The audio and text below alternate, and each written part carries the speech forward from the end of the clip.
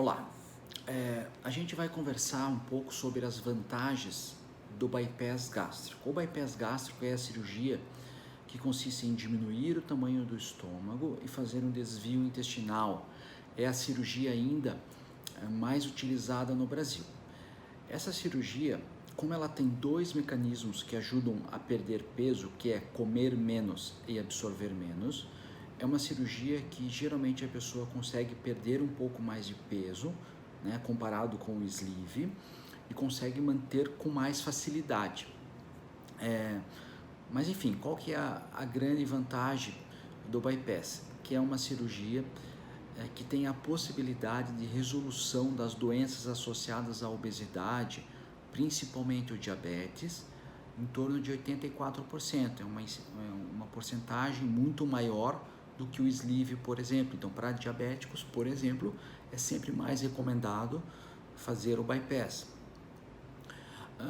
Outra vantagem do bypass, como é uma cirurgia mais metabólica, a resolução de outras doenças associadas, como por exemplo a pressão alta, o aumento de colesterol e triglicerídeos, é maior do que o sleeve. Uma outra coisa que é muito frequente, que a gente vê nos pacientes que apresentam, que estão acima do peso, é o refluxo, azia, queimação. E o bypass, ele é uma cirurgia anti-refluxo. Então, para pacientes que apresentam um refluxo muito importante, detectado antes através da endoscopia ou através de outros exames, é melhor também fazer o bypass. O bypass, ele exige o uso de vitaminas por mais tempo, tá?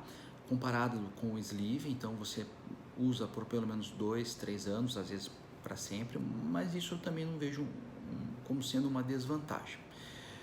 Alguns pacientes, em torno de mais ou menos 25 a 30%, após a cirurgia do bypass, eles podem ter uma coisa chamada síndrome de dumping. O que é isso?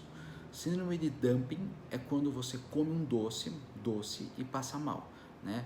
Existe uma reação do organismo que provoca uma descarga de insulina e faz baixar a glicemia rapidamente, e isso acaba ocorrendo o dumping. Então a pessoa come um doce e passa mal.